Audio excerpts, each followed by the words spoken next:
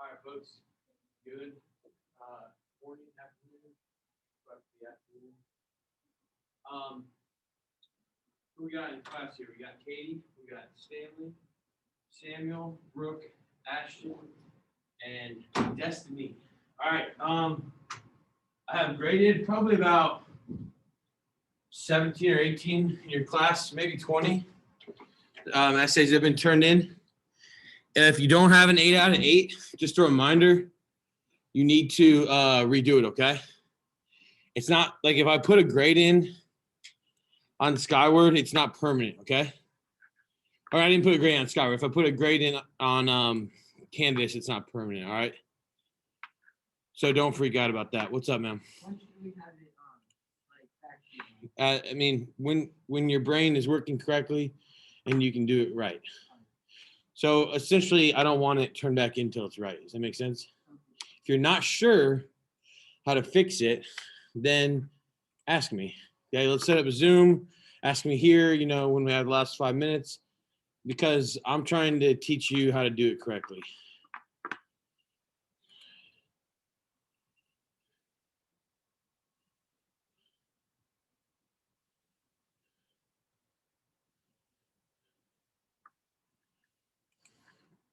All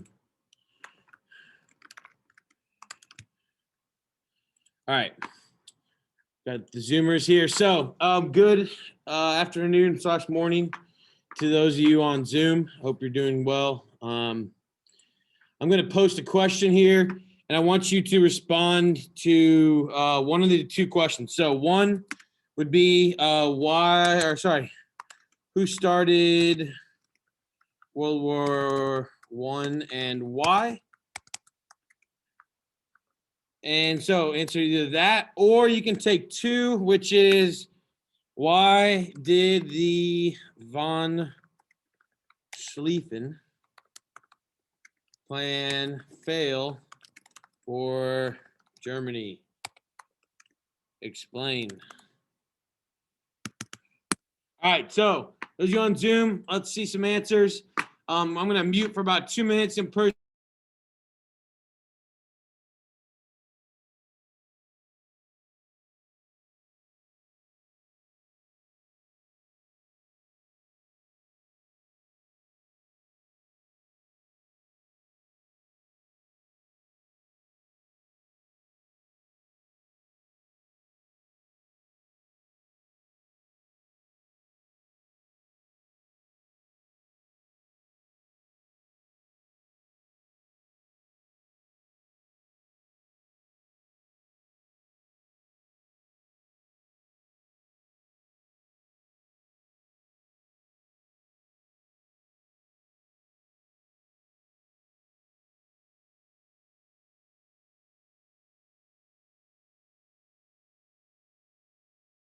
Those of you on Zoom, post that response in the chat function, please.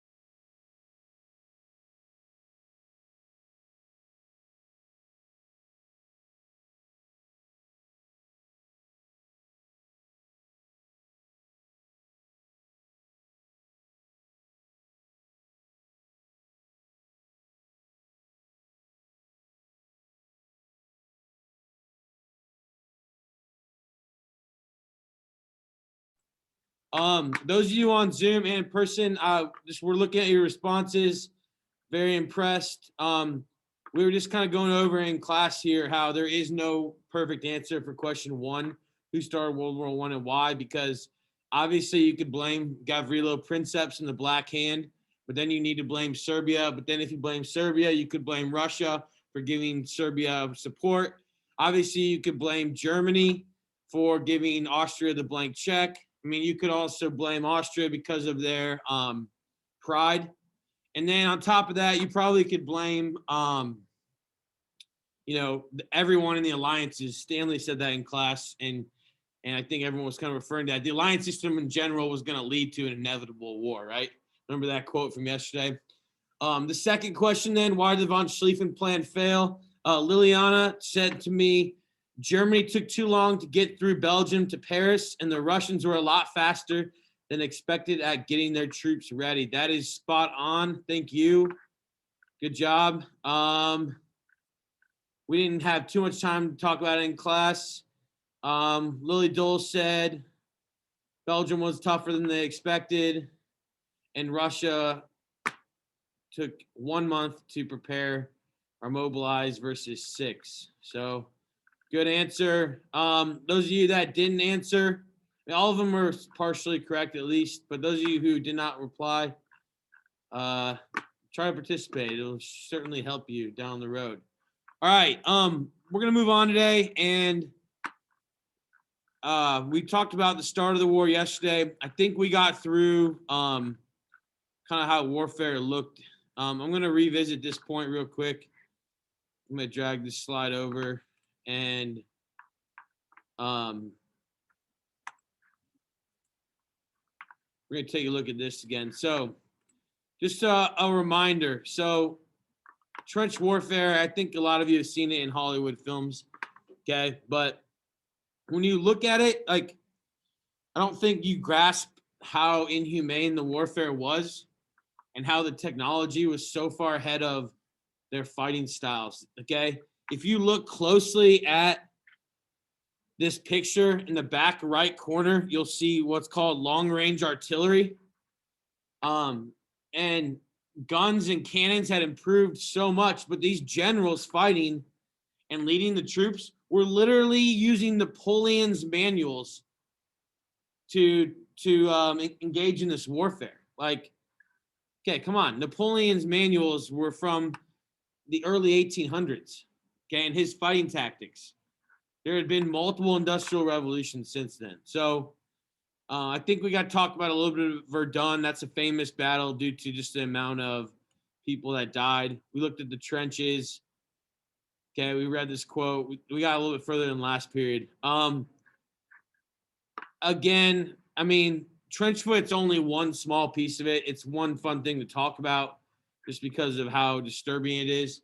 And you can see on the board, I mean, I just can't even imagine how that would feel. I mean, in this class, this is like one of these images that you think about along with King Leopold and the hands, and I think maybe the Black Plague, buboes, they kind of stick out. So there you go. Take a look at this one. What do you guys think? Sam? Nasty, huh? Nasty is what Sam said. All right, so we kind of got to this, and we're going to continue to touch on this, but I mean, I want you to see what northern France looked like 2.5 years into the war. Obviously, it was just decimated. Farmland, animals, buildings, churches, you name it. So today we're kind of looking at the idea that it wasn't just Europe that was fighting here. Okay, everyone wants to say, "Oh, well, it's Europe's fault. It's got to be Germany's fault." But look at the amount of colonies and look at the amount of troop movements here that were involved. If you notice, the brown are the Central Powers and their colonies. The yellow are the countries that stayed neutral, that just traded people, or traded like goods. And then the green are the Allied powers, and eventually the United States would be part of the Allied powers. So you'll see that the Allied powers had a lot more resources. But each one of those red lines indicates troop movement. Now, tomorrow we're going to talk about the Spanish flu that killed about 20 million people worldwide. Some would say more. Do you see how the Spanish flu spread so quickly? Remember how, like, in the last year or last 10 months, our borders have been kind of shut off, and we haven't been allowed to go to Europe, and we haven't been allowed to go to Canada, etc. I mean, think about it. They didn't have the same technology, and they didn't have the same access to viruses and bacteria and whatnot. So just keep that in mind when we talk about this. All right, so this being a global war, you had soldiers from all over the world involved. Okay, clockwise from left, these are Sikhs in India. The Sikhs were the strongest soldiers in history in India. Here you have Chinese troops fighting in Greece. Okay, African soldiers fighting in German East Africa in trenches. Bermuda militia in London. So colonies became extremely important for now, not just like raw materials, but now for like people and labor actually, which was a massive change. Remember how colonies were originally just looked at for mercantilist policies, gold and silver, and they were looked at as, okay, this is gonna be a place where if we have too many people, we can send them. Now it's, we need them to step up. And with that's gonna come opportunities. We'll talk about that here in a little bit. So recruiting became really important. Take a look at these posters. On the left, the empire needs men. So remember how Britain is usually portrayed as a lion? And then you have the cubs following. Well, these dominions of the British Empire, Australia, Canada, India, New Zealand, all were needed to provide men. Okay, but because there was World War I was so deadly, Great Britain only had so many able-bodied men between the ages of 18 and 40, right? So it says, answer the call, helped by the young lions. The old lion defies his foe. Enlist now. On the right-hand side, if any of you have ever been to Ireland, maybe you went to the museum here. I remember I did. Actually, same where the Lusitania sank in Ireland is right by where the Titanic actually left and was sank too. It's weird, but this is one of the reasons we'll talk about tomorrow for the U.S. joining. But it says Irishmen avenge the Lusitania, join the Irish regiment today. So that was trying to get the Irish to join on the British side, which traditionally they don't get along very well because the Irish are Catholic and the British are Protestant, if you remember right. Okay. All right, we'll talk about the Middle East a little bit, and one of the more famous men because of the book written, T.E. Lawrence of Arabia is what his name is. But when the Ottoman Empire joins the Central Powers, they are trying to retake that land that they had already controlled in the Balkan Peninsula. And if we're talking about change and continuity over time, most of you, I think, remember that this is something they've been fighting over for like 400 or 500 years at this point, going all the way back to 1500s.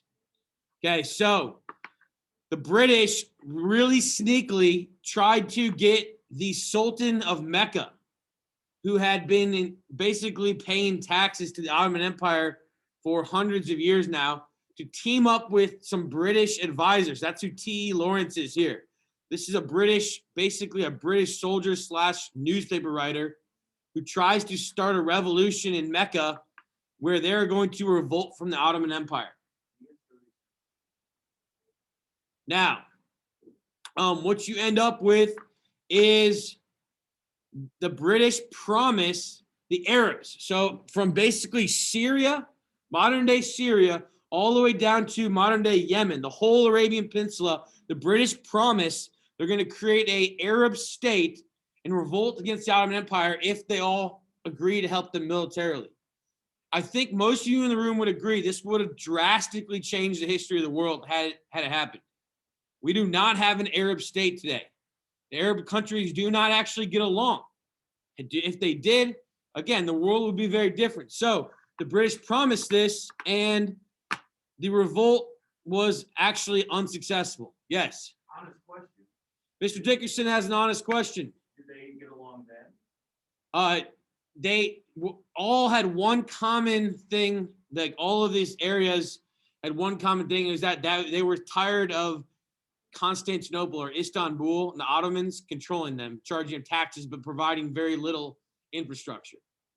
Other than that, they still were separate ethnic groups. Like the Jordanians were Jordanian, the Syrians, Israelis were Israelis. Now commonly united by Islam, but not necessarily like culturally identical. And so that's a good question, Mr. Dickerson. When they revolt, it fails. And then once the Allies win the war, obviously, the British and French come in and steal all this land. And they call it, they call it mandates. And the reason why they do this is because guess what they find there? Most of you know what it is. It's a 3-letter word. starts with an O. Oil. Okay. And oil is going to fuel the later half of the second industrial revolution, with cars, airplanes eventually become more common. And so the British and the French don't even bat an eye about giving into the promises that they said they would after the Arabs revolted against the Ottoman Empire. All right, here's another one for Mr. Dickerson. He's in the room. Okay, take a look at this map. And I want you to see this. This is kind of interesting. In fact, it was the last couple years that the United Nations had to formally recognize this, and Turkey had to own up to it, and they were mad. They had to own up to a genocide. A genocide is the mass killing of one group of people, okay? And typically, the word genocide never was actually a word in the dictionary until after the Holocaust. And so if you look at this area right here, which is called historic Armenia, this is talked about quite a bit in the New Testament, because if you remember, the Apostle Paul spread Christianity to the Greek world. Well, this was the Greek world at the time.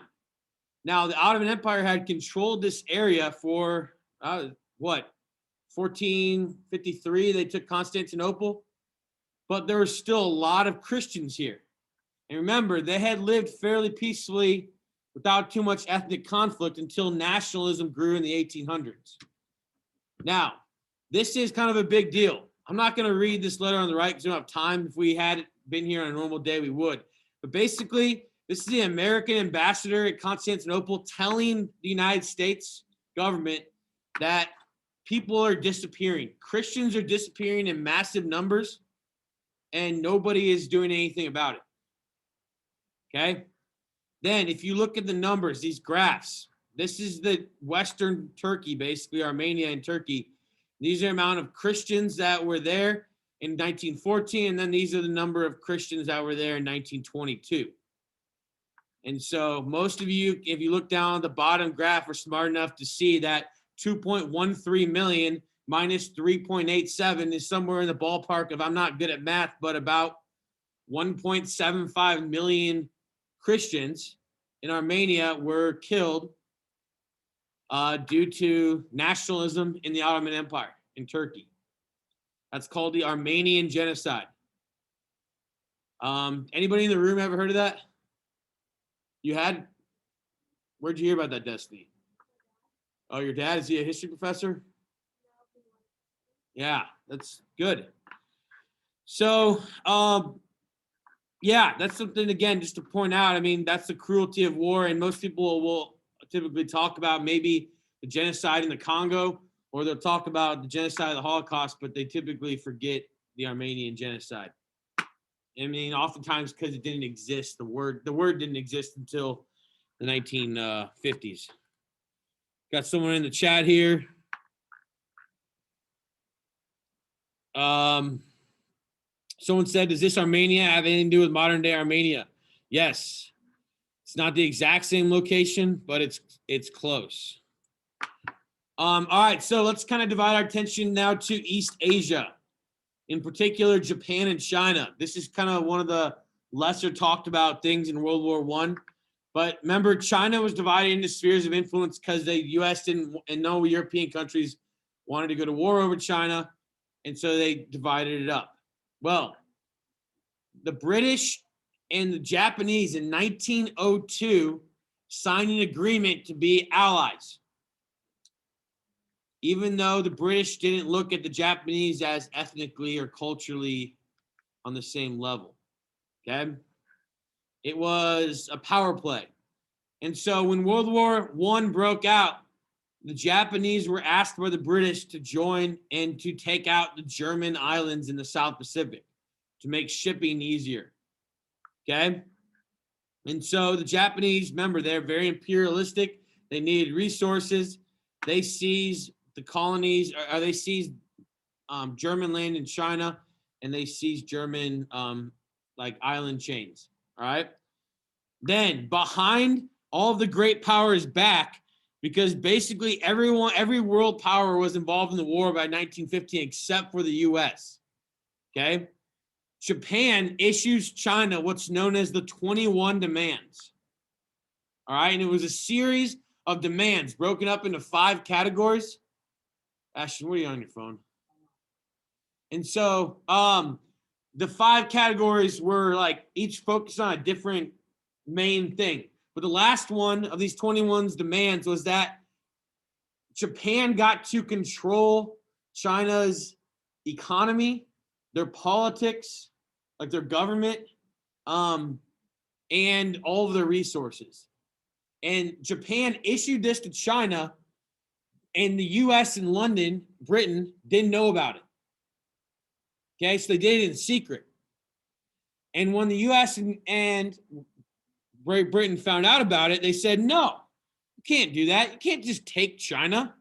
Like, just because we're involved in this war, the US was desperately trying to stay neutral. They were like, no, no, no. The Chinese government, led by Yuan Shikai at this point, wasn't strong enough to say no, because the Japanese had invaded the Shandong Peninsula and essentially started making their own railroads in Manchuria, north of Korea. Because remember, the Japanese controlled Korea at this point. So now this is going to cause China's government to fall into even more chaos, and the Japanese to think that they are even more superior. Guess what's going to happen after the war is over? Who's smart enough to figure this out? What's going to happen after the war is over? You know, Destiny? What's that? Well, yeah, China completely collapses. They're basically, China has a civil war fought all the way until after World War II. But that's not the only thing. Take this into account. After the war is over, and I'm going to talk about it on Friday, Japan is basically forced to give back everything that they took in China. And the major powers all say that they have to give it back. So that's going to lead them to be even more upset. Okay, I got to go a little faster. Sorry. All right, India. Crown jewel of the British Empire. Remember Lucy McJunkins explained that picture. Remember where the British guy was trying to squeeze as much gold, or that political cartoon, out of India? Well, it's the same thing.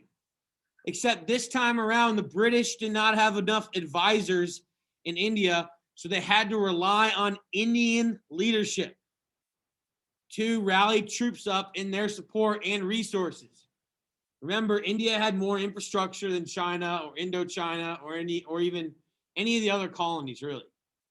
And so Gandhi, Mohammed Gandhi, if you've heard of him before, okay, fought in the Boer Wars in India, went to school in Cambridge, came back, and him and other educated Indians tried to basically say, all right, if we help you here, will you give us our own government? Will you create us like a white dominion was, like Canada or New Zealand? And so they tried as hard as they could to help the British. 1.3 million Indians served, over 100,000 men died. But take a look at this quote, okay? Analyze this quote for a second. The moment Britain gets into trouble elsewhere, India, in her present temper, would burst into a blaze of rebellion. What do you think that means? Katie.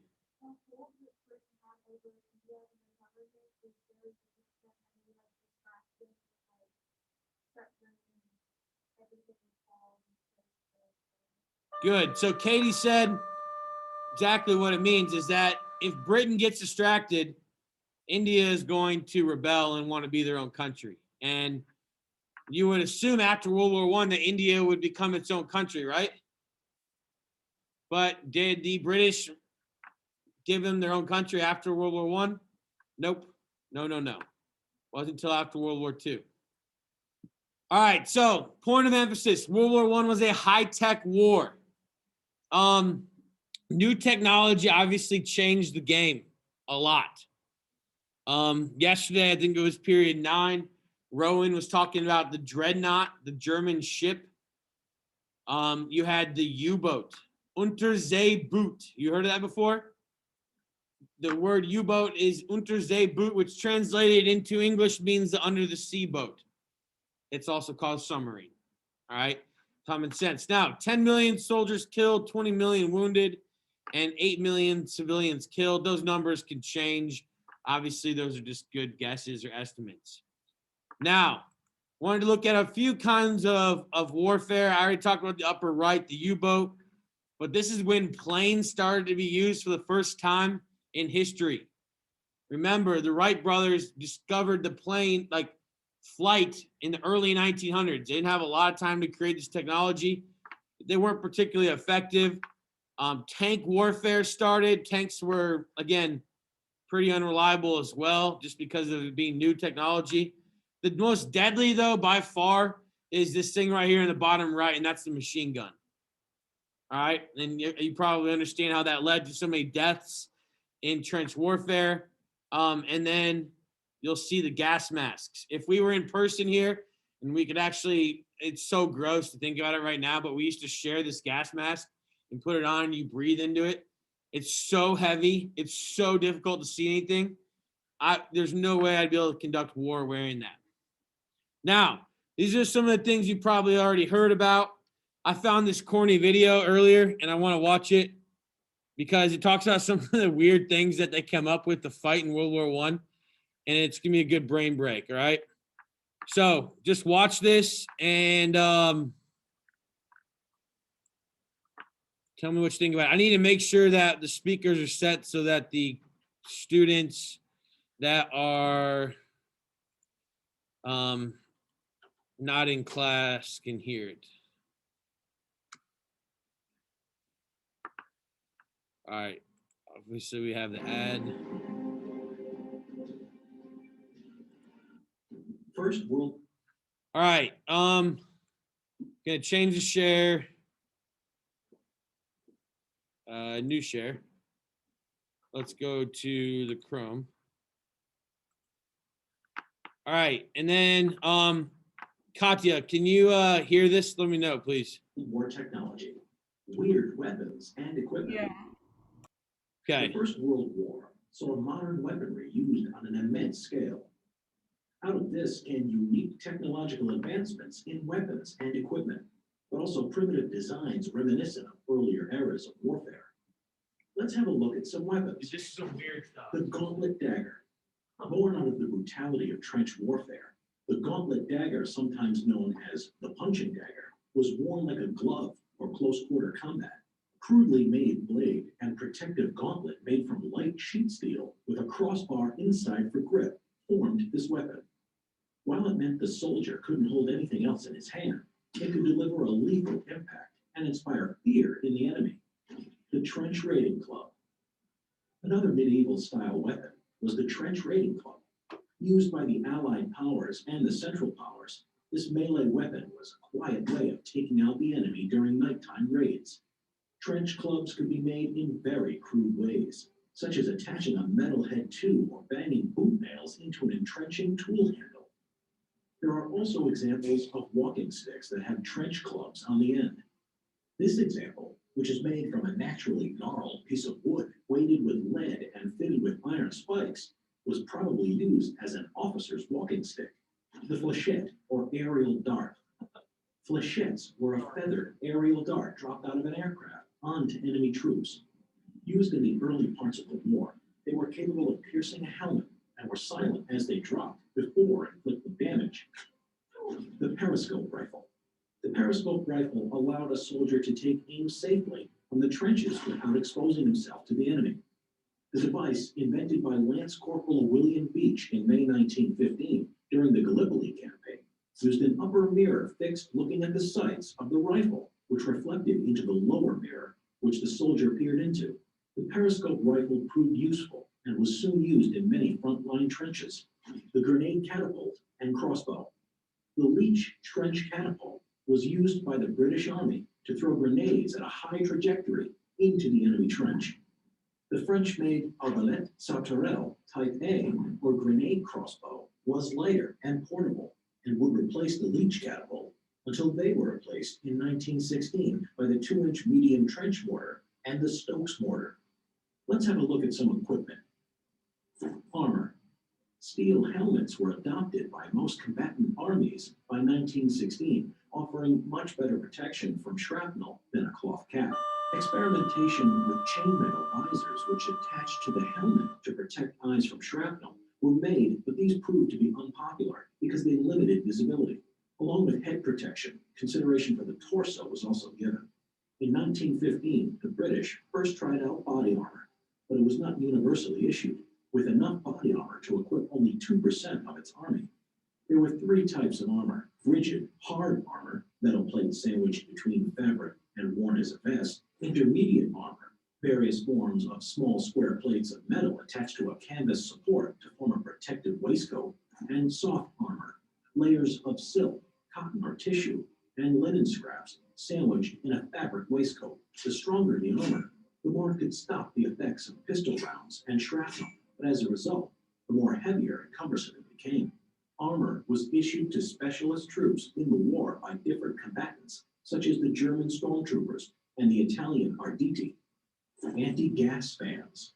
100,000 of these fans were issued to British troops on the Western Front in 1916. Made from waterproof canvas stiffened with cane, the fan was a way of clearing the German gas out of the trenches. The fake tree. Fake trees were used by both sides as observation and sniping platforms. Under the cover of night, the observation post tree would be planted in no man's land by engineers, allowing the observer or sniper to spy on the enemy in plain sight. Only a few of these fake trees were discovered and captured. What weapon and piece of equipment did you find the strangest? Leave a comment below. All right, which one Watch our other do you guys videos think to was, learn more. was kind of weird or innovative, maybe? Civil History, World War I, available on. What do you think? Yeah, The little tiny dart that was built in the yeah. When I was the dart is crazy, man. Like, did you know when I was a kid, they used to let you play yard darts? You ever heard of that? They're like these darts like this long, and you throw them and you try to put them into like a hula hoop. So dangerous. Imagine throwing that, hitting some kid in the eye. Like the eye would be gone. It may go into their brain. Like, yeah, not good. Not good. I would not letting my kids play the yard darts ever. All right, we're gonna switch to share. Couple cool comments on here. Thanks, folks. We had someone say the spike glove was weird. I would agree. Vivian, I never heard of it either. The fake tree is wild. Like when we do trench warfare in this class, if you ever all come back, maybe like on the last day of school or something, we'll do trench warfare. Now I have a new thing to add, the fake tree. Did you hear that back there, Stella? You sound really excited about your life again. Wow. All right. We got to move on though. So, other things you've probably heard of. This is the blimp called the Zeppelin. I think your book mentions that. This is a helium-filled, it's basically stupid, helium-filled balloon that was not very reliable. All right, so point of emphasis. This turned into what's called total war. All right? And the definition of total war is a conflict in which the participating countries devote all of their resources to the war. Not some of them, all of them. So, aspects of this. You probably want to jot this down or you're making notes on your notes. Conscription. Okay? If you don't know what that word means, it's called the draft, meaning you would get a number and it'd be a lottery system. If your number was picked, you had to serve. The democratic countries. Nationalizing the economy and industry, which is typically only done by direct command economies, dictatorships. And that's because people had to do certain things, okay? This was one of the biggest issues with our former president. He did not believe it was in his right to tell the whole country they had to wear a mask, okay? But during a world war, the United States, and again, in World War I and World War II, made concessions such as, you could only get so much bread a day, only a certain amount of oil, eggs, you name it, okay? Some people will question that.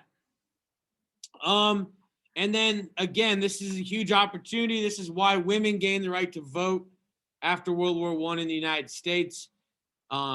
minorities, children become part of this war effort that we're no longer it previously had been looked at as not as important in culture, now are going to be doing things to help the war effort. Stanley, wake up. Hey, can you like tap him? Stanley, wake up, dude. You want to stand up? You want to stand up? Go in the back. All right. So here you're gonna see women in munitions factories, women working on planes. Again, this strengthens the suffrage movements in Great Britain as well. You're gonna see some propaganda posters for women.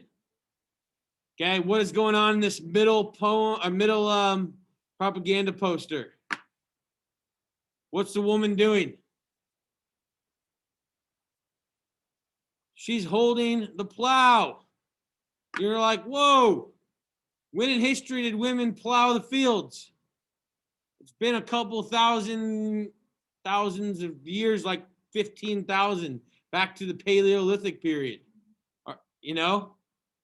So that's a big change. So those of you who are keeping track in your notes of change and continuity over time, this is a huge change.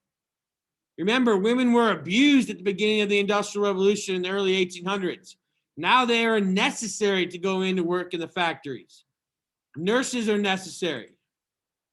Okay? It's essential for women to ration food. On the bottom left here, you're going to see it says, Unser täglich Brot gives us heute. So alles was du lebet. It says, today is our daily bread card so that everybody may live.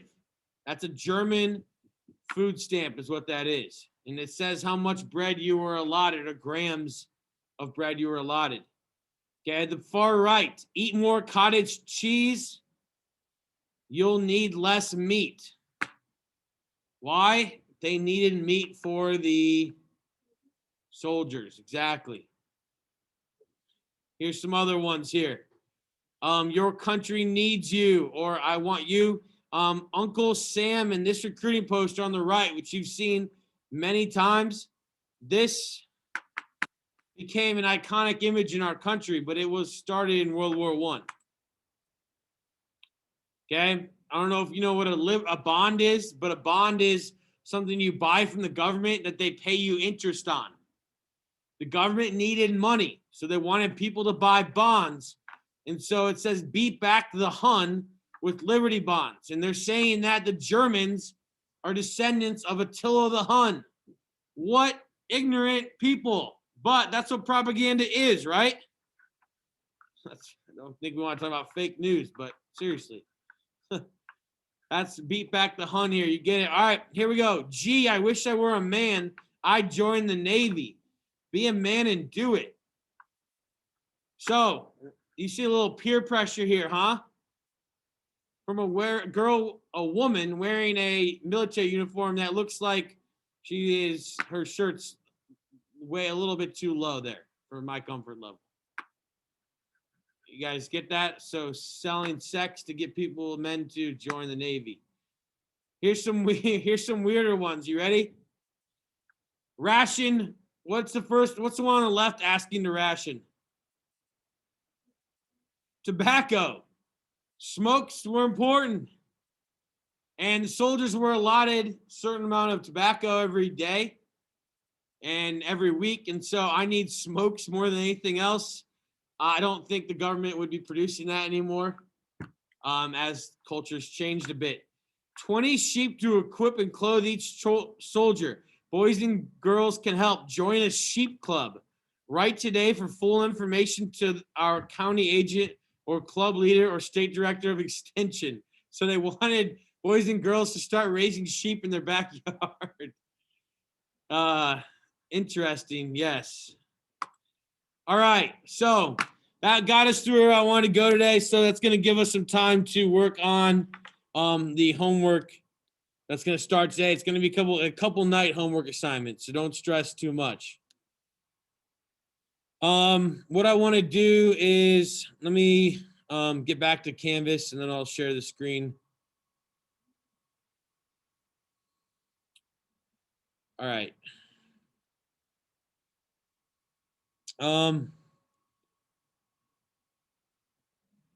Should be where I want to. Lucy McJunkins, can you see my Canvas page now? Yeah. Okay, thank you. All right, so when we go to modules here, I haven't graded it yet. I was trying to get through a lot of DBQs. I think I did 10 or so earlier. But remember, this was due earlier today. 47 people out of 56 or so. So do that if you haven't done it and get it in. And then this is going to be a new assignment. So it's important for us to look at primary sources. I mean, that's that's this class. Remember how hard the tests are with primary sources and then how hard DBQs are as well. So I kind of went out of my way to put this together to look at 6 primary sources that I think are influential in World War I. All right. And so the directions here say, fill out a soapstone chart for the 6 documents listed below. You will need to find the actual source document on the link, as there are other words, analysis, and background info on some of the documents. We will discuss all these documents in class, so please complete them in the order listed below, and remember to complete each letter of the soapstone. This is due by Friday at 3. If we don't get to where I want to go, I might open this up for the weekend. I haven't decided yet. But tonight, where we've gotten so far is the ultimatum is right here. So I'm going to click on this, and those of you in the room and those of you on Zoom can see this. So the beginning is kind of the intro, but once you page down, it says the Royal Serbian government will furthermore pledge itself. And then these were the 10 demands right here that Serbia or that Austria-Hungary gave to Serbia. Remember, they said yes to 9 out of 10, but that wasn't good enough. The second document that you should be in store and ready to read tonight is, we talked about Japan. I want to make sure we recognize that we're not only looking at this from European perspective. And so these are the groups that I was talking about in the 21 demands. And then this kind of goes through all of them right here up to Article 7. All right. And so the bottom part here is just the reply. I want you to analyze these. Like number 1 says, in Group 5, Article 1, this is by far the most controversial. It says, the Chinese central government to engage influential Japanese as political, financial, and military advisors. So essentially that was saying, the Japanese were saying that we are going to be your political, financial, and military advisors. That sounds to me a lot like imperialism, right? Economic, military and political imperialism. So that's 2 that we would do today. And then the third one is World War I propaganda posters. There are a lot of them and they're interesting. So pick one of these and go ahead and do an analysis of it. When you click on it, it's, are you breaking the law? You can get a little closer. Canada Food Board order. Food hoarders face a $100 to $1,000 fine or 3 months prison or both for hoarding food. Patriotic Canadians will not hoard food. Dang. Kind of crazy, right? So you can pick whichever one you want there.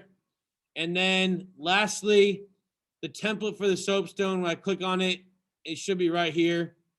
And obviously you can download this 3 times to do 6 different ones. Tonight, I want you to do 3 if you want to stay up with where we are in the course. Okay. All right. Those of you on Zoom, I was trying to do my best not to talk the entire period. So now you have a few minutes to work on this or just relax and do this later. That's up to you. Do any of you have questions for me? I guess one more thing I wanted to make sure we're aware of is if you go on to Canvas and you see that I commented on your essay, even if you got a 7 out of 7, I sent a rubric sheet with you. There might be a comment on there. if you got less than a 7 out of 7, you need to redo the part that I said is wrong and then resubmit it, and I'll grade it again. Okay, you have to resubmit it so many times until it's an 8 out of 8 or a 7 out of 7, the essay. And then for some of you, I couldn't find your peer edit sheets, go on to Google Docs and find it. Or if you never got one from somebody, tell me who the person was that was supposed to do it and didn't get it to you. Okay. Questions, anyone? Brooke? If you have 80 out of 80 on Canvas, I will then transfer that to Skyward eventually, and then it'll be you'll have 80 out of 80 on Skyward and Canvas. So if you have 80 out of 80, you're done. Good job. Thank you. Means you know what you're doing. Okay, you'll follow that same template every time you write a DBQ, which here's a hint. It most likely will be next Friday, a week from today. All right, I'm gonna stop the share here. I think Grace Lane, I think I already took care of that, but you can check it again. I might have done that like 15 minutes ago. All right, get off of here. Take a few minutes to yourself. That's a lot of information. Have a great rest of your day, folks. And if your essay hasn't been graded yet, that means that I'm not the fastest essay grader in the world. I'm sorry. And I have a life too. All right. Thanks, folks. Bye.